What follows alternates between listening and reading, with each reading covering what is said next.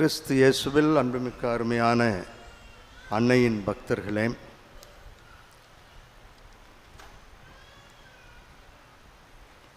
பொது வாரத்தில் ஆண்டில் 27வது ஞாயிறில் நாம் இருக்கிறோம். அருமையான ஒரு சிந்தனையை வாழ்க்கை பாடமாக ஆண்டவர் நமக்கு தருவதை உங்களோடு பகிர்ந்து கொள்வதில் மகிழ்ச்சி அடைகிறேன். தனியாக இருக்கிறோமா, தனிமையிலே வாழுகிறோமா என்ற கேள்வியை உங்கள் முன் வைத்து எப்படி வாழ வேண்டும், எப்படி வாழ ஆண்டவர் விரும்புகிறார் என்பதை சொல்லி முடிக்க ஆசைப்படுகிறேன். அழகான ஒரு பகுதி. இறைவன் எவ்வளவு அழகாக திட்டமிட்டு படிப்படியாக இந்த குடும்பத்தை ஏற்படுத்தினார் என்பதை உங்களுக்கு சொல்ல ஆசைப்படுகிறேன். முதல் வாசகத்தையும் நற்செய்தி வாசகத்தையும் அடிப்படையாக கொண்ட மறையுரை இது. தொடக்க நூலில் ஆண்டவர் கடவுள் அனைத்தையும் படைத்தார். படைத்தது அனைத்தையும் நல்லதென கண்டார். மனிதன் அனைத்து ஜீவராசிகளுடன் நடப்பன, ஊர்வன, பரப்பன, கடலில் நீந்துவன என்று எல்லா ஜீவராசிகளோடும் அவன் வாழ்ந்து வந்தான். அவைகளுடன் அவன் ஆடினான், பாடினான், ஓடினான், விளையாடினான், எல்லாம் செய்தான். ஆக ஆதாம் தனியாக இல்லை. அதுதான் நான் பார்க்கிறோம் முதல் பகுதியில். அவன் தனியாக இல்லை, அனைத்து ஜீவராசிகளோடு வாழ்ந்தான். அவனுடன் அனைத்தும் இருந்தன, ஒரு நல்லுறவோடு வாழ்ந்தான். ஆனாலும் அவனிடம் ஒரு வெற்றிடம் இருப்பதை பார்க்கிறான். ஏதோ ஒரு தேவை இருப்பதை அவன் புரிந்து கொண்டானோ இல்லையோ, அருமையாக இறைவன் புரிந்து கொள்ளுகிறார். அவனிடம் ஒரு வெற்றிடம் இருக்கிறது, அவனிடம் ஒரு ஏதோ இனம் புரியாத ஒரு சோகம் இருக்கிறது என்பதை இறைவன் கண்டுகொண்டார். ஆகவேதான் அவர் அவனுக்கு உதவி செய்ய வருவதாக நாம் அடுத்த ஒரு கட்டத்திற்கு செல்லுகிறோம். மனிதனை படைத்தார், அவன் தனியாக இல்லை, இருந்தாலும் அவனிடம் ஒரு சோகம். இப்பொழுது ஆண்டவரே முன் வந்து அந்த சோகத்தையும் அகற்றுகிறார். அவர் ஏன் இந்த வெற்றிடம் என்று யோசித்து பார்த்து பலவிதமானவற்றை அவர் எண்ணி பார்க்க அவனுக்குள் ஒரு சோகத்தை புரிந்து கொள்ள உதவி செய்கிறார். இருக்கின்ற ஜீவராசிகள் அனைத்தும் ஜோடி ஜோடியாக இருக்கின்றன. பறப்பவையாக இருக்கட்டும், வானத்தில் பறக்கின்ற பறவைகளாக இருக்கட்டும், அவைகள் ஆண் பெண் என்ற ஜோடியோடு வாழுகின்றன. காட்டு விலங்காக இருக்கட்டும், ஜோடியோடு வாழுகின்றன. வீட்டு விலங்காக இருக்கட்டும், ஜோடியோடு இருக்கின்றன, ஆண் பெண் என்று இருக்கின்றன. ஆகவே தனக்கு மட்டும் ஒரு ஜோடி இல்லையே. இறைவன் எவ்வளவு அழகாக முன் வந்து நமக்கு ஒரு பாடத்தை சொல்லித் தருகிறார் என்று பாருங்கள். நமக்கென்று ஒரு ஜோடி இல்லையே. நான் அழுதால் என்னோடு சேர்ந்து அழக்கூடிய, நான் சிரித்தால் என்னோடு சேர்ந்து சிரிக்கக்கூடிய, எனக்கு உடல்நலம் குறைந்து போனால் என்னை பார்த்து கொள்ளக்கூடிய, என்னை பாதுகாத்து கொள்ளக்கூடிய மற்றொரு பிராணி என்னைப் போலவே வேறு ஒன்று இல்லையே. ஆடு இருக்கிறது, மாடு இருக்கிறது, சிங்கம் இருக்கிறது, எல்லாம் இருக்கிறது, நான் தனியாக இல்லை. ஆனால் நான் இப்படி ஒரு நிலையில் இருக்கிறேனே, என்னை பிரதிபலிக்கக்கூடிய வேறு ஒரு ஜீவராசி இல்லையே.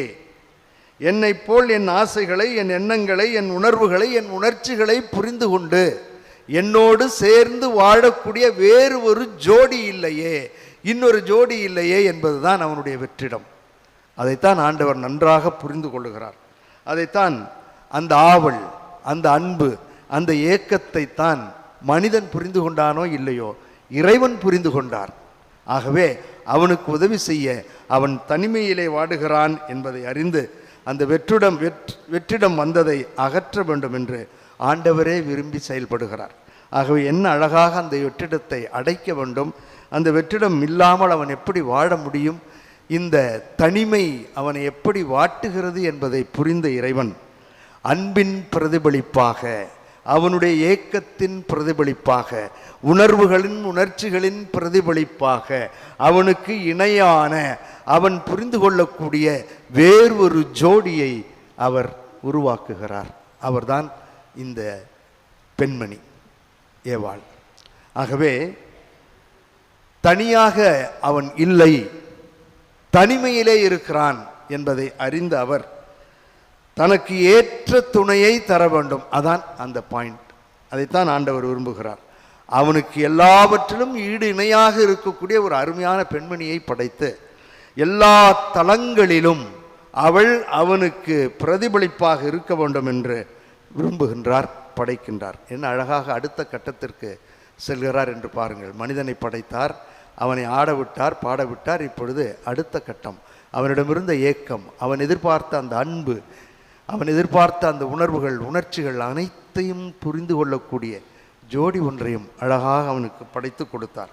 ஆகவே இந்த அன்பை பிரதிபலிப்பது, இந்த அவனுடைய எண்ணங்களை, அன்பை பரிமாறிக்கொள்வது, அன்பால் வெற்றிடத்தை நிரப்புவது, தூய ஆவிய ஜோடியாக அவர்கள் வாழ்வது, இருவரும் ஒன்றாக இருப்பது என்பதுதான் அவர் இந்த அழகான பெண்மணியை படைத்து ஒருவருக்கு இணையான துணையாக, சும்மா துணையாக தரல, இணையான துணையாக தருகிறார் என்று நாம் பார்க்கிறோம். கடவுள் இதை படைத்து அழகு பார்த்து மிகவும் நல்லதாக இருக்கிறது என்று சொல்லி இறுதியில் என்ன சொல்லுகிறார்? இந்த தொடக்க நூலில் கடவுள் இருவரும் ஒரே உடலாய் இருப்பார்கள் என்று சொல்லுகிறார். எப்படி ஒரே உடலாக மாற முடியும்?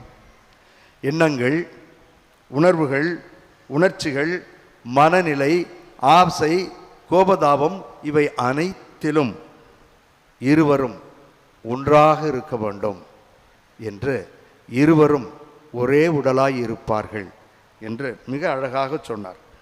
அவள் அழுதால் நானும் அழுவேன், நான் சிரித்தால் அவளும் சிரிக்க வேண்டும். இதுதான் அவன் எதிர்பார்த்தது. இதைத்தான் ஆண்டவர் சரியாக புரிந்து கொண்டு இந்த பெண்ணை நமக்கு படைத்து தந்திருக்கிறார். இதிலிருந்து அடுத்த கட்டத்திற்கு அவர் செல்வதுதான் குடும்பம், அவர்கள் எப்படி வாழ வேண்டும் என்பது. ஆக இதுதான் இறைவன் ஆணும் பெண்ணுமாக மனிதர்களை படைத்ததன் நோக்கம். எல்லா தளங்களிலும் அவர்கள் ஜோடிகளாக மற்ற பிராணிகளைப் போல மகிழ்வோடு வாழ வேண்டும் என்பதுதான் இறைவனது நோக்கம். ரெசிப்ரோக்கல் அண்ட் காம்ப்ளிமெண்டரி, கொடுத்து வாங்குவது, இல்லாததை நிரப்பிக் கொள்வது. ரெசிப்ரோக்கல் அண்ட் காம்ப்ளிமெண்டரி, இந்த எண்ணத்திற்காக, இந்த எண்ணத்தோடு வாழ்வு நடைபெற வேண்டும் என்று ஆண்டவர் விரும்புகிறார். ஆக இறைவன் இணைத்ததை மனிதன் பிரிக்காது இருக்கட்டும் என்று அவரே சொல்லுகிறார். அவர் இணைத்தது இதற்காகத்தான். மகிழும் மனநிறைவும் கரைபுரண்டு ஓடுகின்ற ஒரு ஜோடியை எனக்கு ஆண்டவர் தந்திருக்கிறார். ஆகவே அருமையான ஒரு படைப்பு. படிப்படியாக இறைவன் இந்த குடும்பத்தை ஏற்படுத்தியது நமக்கு மகிழ்ச்சியையும் மனநிறைவையும் தர வேண்டும். ஆனால் காலப்போக்கில் என்ன நடந்தது என்பது உங்களுக்கு தெரியும். இன்றும் கூட இந்த மனித உறவை, ஜோடிகளை பிரிப்பதற்கான காரணிகள், சீரியல்கள், ஊடகங்கள் நிறைய உண்டு. இவைகளெல்லாம் நான் பட்டியலிட ஆசைப்படவில்லை. அது இன்றைய கருத்தும் அல்ல. அன்பு எவ்வளவு உன்னதமானது, குடும்பம் எப்படி ஆண்டவரால் அழகாக படைக்கப்பட்டது, ஆண் பெண் எப்படி ஒருவரை வாழ்த்தி வரவேற்று சிறப்பாக வாழ வேண்டும் என்பதுதான் நம்முடைய எண்ணம்.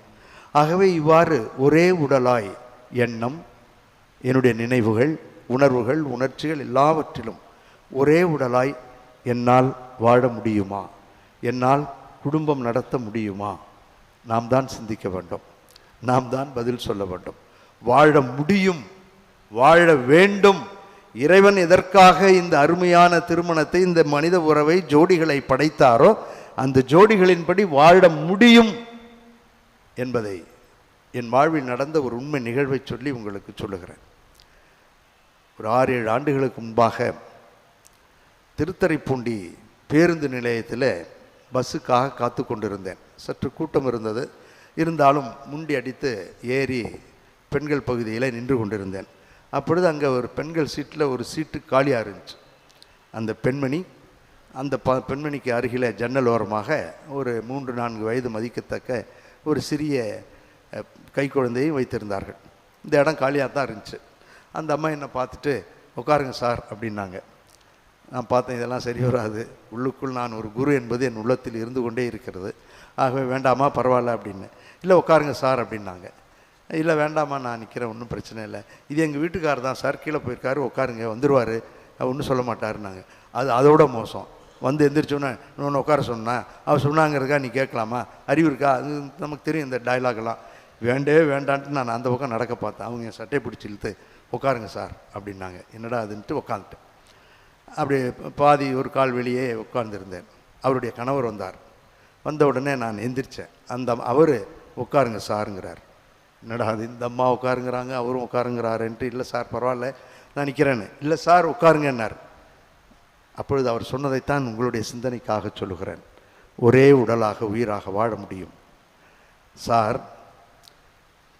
அவள் நினைக்கிறாள், நான் செய்கிறேன், நான் நினைக்கிறேன், அவள் செய்கிறாள். எங்களுக்குள் வேறுபாடு இல்லை.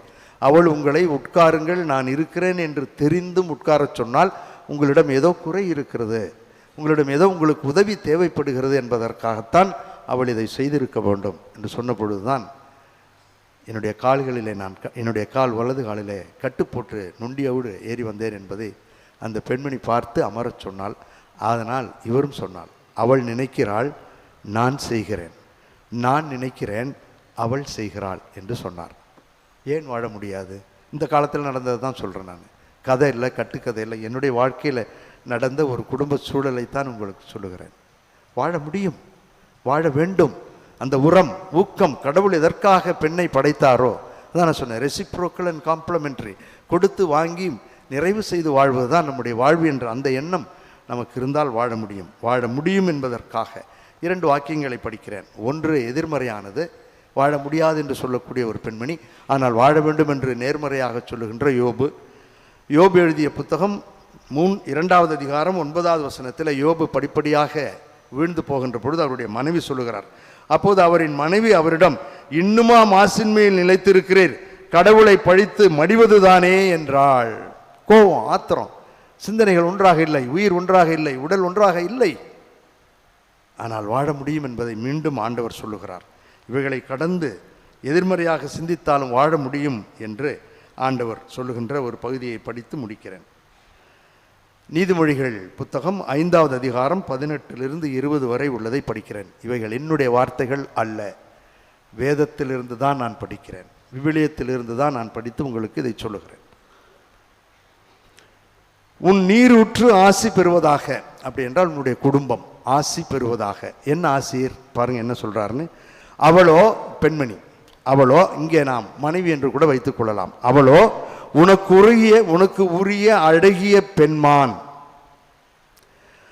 இளமை பருவத்தில் நீ மணந்த பெண்ணோடு மகிழ்ந்திரு, அவளே உனக்குரிய அழகிய பெண்மான், எழில்மிகு புள்ளிமான், அவளது மார்பகம் எப்போதும் உனக்கு மகிழ்வூட்டுவதாக, அவளது அன்பு உன்னை எந்நாளும் ஆட்கொள்வதாக. மகனே, விளைமகளை பார்த்து நீ ஏன் மயங்குகிறாய்? பரத்தையை நீ அணைத்துக் கொள்வது ஏன்?